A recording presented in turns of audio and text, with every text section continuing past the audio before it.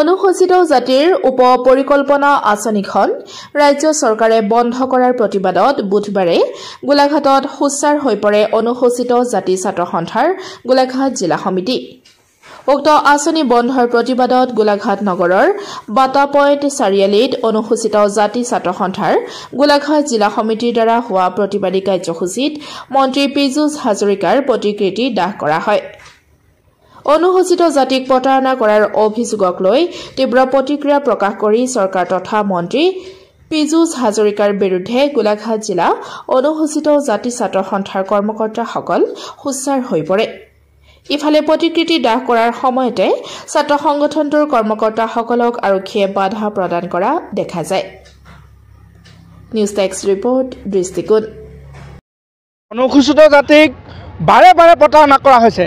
প্ৰত্যেকখন চৰকাৰৰ দিনত অনুসূচিত জাতিক প্ৰতাৰণা কৰা হয়, বঞ্চনা কৰা হয়।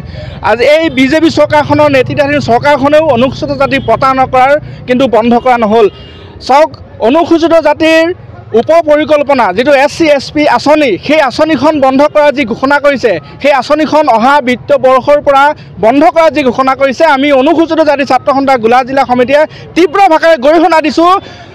আৰু এই আঁচনিখন বন্ধ কৰাৰ কাৰণে বিজেপি চৰকাৰখনক আমি প্ৰতিবাদ সাব্যস্ত কৰিছোঁ। আজি পুত্তলিকা দাহ কৰিছোঁ, আমি মাননীয় হিমন্ত বিশ্ব শৰ্মাৰ প্ৰতিকৃতি দাহ কৰিছোঁ, পীযুষ হাজৰিকা দেৱৰ প্ৰতিকৃতি দাহ কৰিছোঁ। পীযুষ হাজৰিকাত অনুসূচিত জাতিৰ ব্যক্তি তথা অনুসূচিত জাতিৰ সংৰক্ষণ সমষ্টিৰ পৰা বিধায়ক তথা মন্ত্ৰী হৈছে, কিন্তু সেই তেখেতে অনুসূচিত জাতিক উন্নয়নৰ কামত কোনো পদক্ষেপ গ্ৰহণ কৰা আমি পৰিলক্ষিত নহ'ল।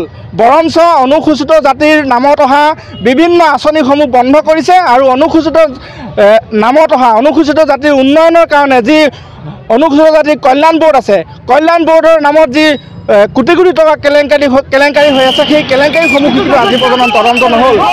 এতিয়া অহা বিত্তীয় বৰ্ষৰ পৰা যিটো অনুসূচিত জাতিৰ উপ আঁচনি, যিটো SC/ST আঁচনি, সেই আঁচনিখন বন্ধ কৰাৰ কাৰণে আজি আমি অনুসূচিত জাতি ছাত্ৰ সন্থা গোলাঘাট জিলা সমিতিয়ে তীব্ৰ আশাৰে গৰিহণা দিছোঁ। আৰু অনাগত দিনত যদি এই আঁচনিসমূহ পুনৰ বাহাল ৰখাৰ ব্যৱস্থা গ্ৰহণ নকৰে আৰু অনুসূচিত জাতিৰ বিভিন্ন সমস্যাসমূহ যদি সমাধান কৰাৰ ব্যৱস্থা গ্ৰহণ নকৰে, অনাগত দিনত অনুসূচিত জাতিৰ বিভিন্ন ৰাইজ একত্ৰিত হৈ গণতান্ত্ৰিকভাৱে আন্দোলনৰ কাৰ্যসূচী আমি কৰিবলৈ বাধ্য হ'ম।